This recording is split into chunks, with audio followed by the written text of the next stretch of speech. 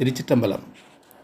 இன்று நாம் காணப்போகும் தேவார பாடல் பெற்ற தலம் திருநள்ளாறு. திருநள்ளாறு காரைக்காலிலிருந்து 6 கிலோமீட்டர் தூரத்தில் உள்ளது. நவக்கிரக தலங்களில் சனீஸ்வரனுக்கு உரிய தலம் திருநள்ளாறு. திருஞான சம்பந்த பெருமான், திருநாவுக்கரசர், சுந்தரர் 3 பேரும் தேவார பதியங்களை இந்த இடத்தில் பாடியிருக்கிறார்கள். சம்பந்த பெருமான் 4 பதியங்களும், அப்பர் 2 பதியங்களும், சுந்தரர் 1 பதியமும் இங்கு பாடியுள்ளனர். சம்பந்த பெருமான் அருளிய போகமார்த்த பூன்முலையாள் என்ற பச்சை பதியம் இத்தலத்திற்கு உரிய பாடலாகும். இதன் வரலாறை பார்க்கலாம். மதுரையை ஆண்ட பாண்டிய மன்னன் நின்றசீர் நெடுமாறன் என்ற மன்னனுக்கு வெப்பு நோய் வர அதை தீர்க்கும் பொருட்டு திருஞான சம்பந்த பெருமான் மதுரைக்கு வந்தார். பாண்டிய மன்னனின் வெப்பு நோயை தீர்த்த திருஞான சம்பந்தரை மதுரையில் சமணர்கள் வாதிற்கு அழைத்தனர். அனல்வாதம் மற்றும் புனல்வாதம் செய்வது என்றும் அதில் வெல்பவர் சமயமே உயர்ந்தது என்று மதுரை மன்னர் முன்னிலையில் தீர்மானிக்கப்பட்டது. அதன்படி சமணர்கள் தங்கள் சமய கருத்துக்களை ஒரு ஏட்டில் எழுதி அதை தீயில் இட்டனர். ஏடு தீயில் எரிந்து சாம்பலாயிற்று. அதன்பின் சம்பந்தர் முறை வரும்போது அவர் திருமுறை ஏட்டில் கயிறு சார்த்தி பார்த்தபோது திருநள்ளாறு தலத்திற்கான போகமார்த்த பூன்முலையாள் என்ற பதியம் வந்தது. சம்பந்தர் அதை தீயில் இட்டார். ஏடு தீயில் கருகாமல் பச்சை ஏடாகவே இருந்தது. சமணர்கள் வாதில் தோற்றனர். மதுரை மன்னனும் சமண சமயத்தில் இருந்து சைவ சமயத்திற்கு மாறினான். இனி அருள்மிகு தர்பாரண்யேஸ்வரர் திருக்கோயிலை சிறப்பை பார்க்கலாம். இதன் மூலவர் தர்பாரண்யேஸ்வரர் திருநள்ளாற்றீஸ்வரர். அம்மன் பிராணாம்பிகை போகமார்த்த பூன்முலையாள். தலவிருஷம் தர்ப்பை. தீர்த்தம் நலதீர்த்தம், பிரம்மதீர்த்தம், வாணி தீர்த்தம். திருவிழா மகா சிவராத்திரி, மார்கழி திருவாதிரை, ஐப்பசி அன்னாபிஷேகம். தலச்சிறப்பு: இங்கு தர்பாரண்யேஸ்வரர் சுயம்புமூர்த்தியாக அருள்பாலிக்கிறார். மூலவர் தர்ப்பையில் முளைத்த சுயம்புமூர்த்தி ஆக இருப்பதால் சிவலிங்கத்தின் மீது முளைத்த தழும்பு உள்ளது. இது சப்த விடங்க தலங்களுள் ஒன்று. இத்தலத்தில் நந்தியும் பலிபீடமும் சுவாமிக்கு எதிரே இல்லாமல் சற்று ஒதுங்கியிருப்பதை காணலாம். இது சிவத்தலமாயினும் சனி பகவான் சன்னதி மிகவும் பிரசித்தி பெற்றது. இத்தல விநாயகர் சொர்ண விநாயகர் என்னும் திருநாமத்துடன் அருள் பாலிக்கிறார்.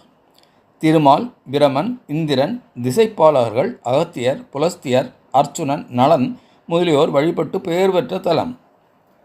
சனி தொல்லை நீங்க நலதீர்த்தத்திலும், முந்தைய சாபங்கள் ஒழிய பிரம்ம தீர்த்தத்திலும், கவிபாடும் திறன் பெற வாணி தீர்த்தம் எனப்படும் சரஸ்வதி தீர்த்தத்திலும் நீராடி பிரார்த்தனை செய்து கொள்கின்றனர். வாலாசுரன் என்பவன் தேவேந்திரனுடன் போருக்கு வந்தபோது முசுகுந்த சோழ மன்னன் உதவியுடன் அவனை வென்றான் இந்திரன். இதற்கு பரிசாக சோமாஸ்கந்த மூர்த்தியை பெற்றான். அதை திருவாரூரில் பிரதிஷ்டை செய்தான். அதேபோல மேலும் 6 மூர்த்திகளை படைத்தான். அதில் ஒன்றை திருநள்ளாறில் வைத்தான்.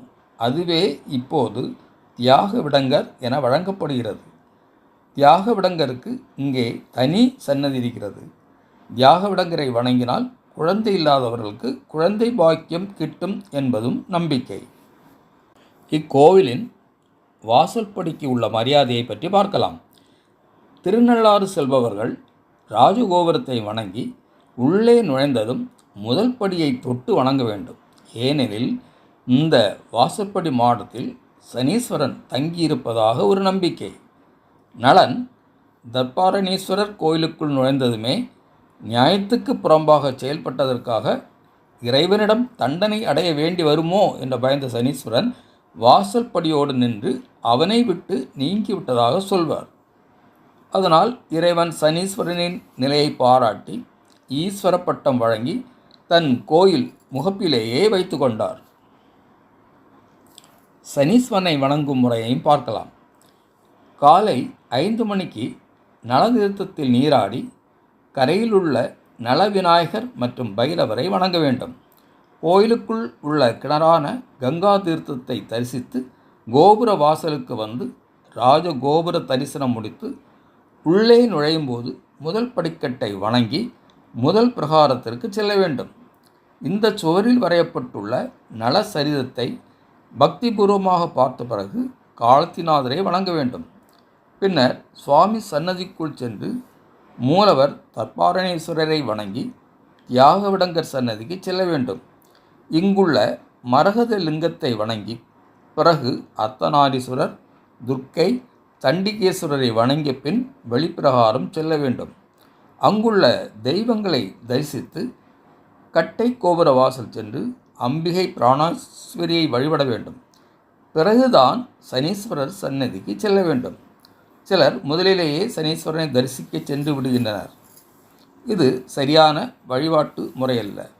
இங்குள்ள இறைவனை பார்த்த பிறகு சனீஸ்வரனை கண்டால்தான் சனிதோஷ விமோசனம் கிடைக்கும். சனிப்பெயர்ச்சி மற்றும் முக்கிய காலங்களில் சனீஸ்வரன் தங்க காக வாகனத்தில் தங்க கவசம் அணிந்து பவனி வருவது கண்கொள்ளாத காட்சியாக இருக்கும். இனி நல தமயந்தி வரலாற்றை நாம் பார்க்கலாம். நிடது நாட்டு மன்னன் நலன் சேதி நாட்டு இளவரசி தமயந்தியை திருமணம் செய்தான். இப்பெண்ணை தேவர்கள் மணக்க விரும்பினர். ஆனால் நலனை அவள் திருமணம் செய்ததால் பொறாமை கொண்டு சனீஸ்வரனை நாடினர். சனீஸ்வரன் நலனின் தூய்மையான மனநிலையை அவர்களுக்கு உணர்த்த அவனை 7.5 ஆண்டுகள் பிடித்து துன்பப்படுத்தினார். மனைவி மக்களையும் உடுத்தும் துணியை கூட இழந்து அவஸ்தைப்பட்ட மன்னன் நலன் எதற்கும் கலங்கவில்லை. நலன் திருநள்ளாற்றீஸ்வரரை சரண்புகுந்து அவர் கோவிலினுள் சென்றான்.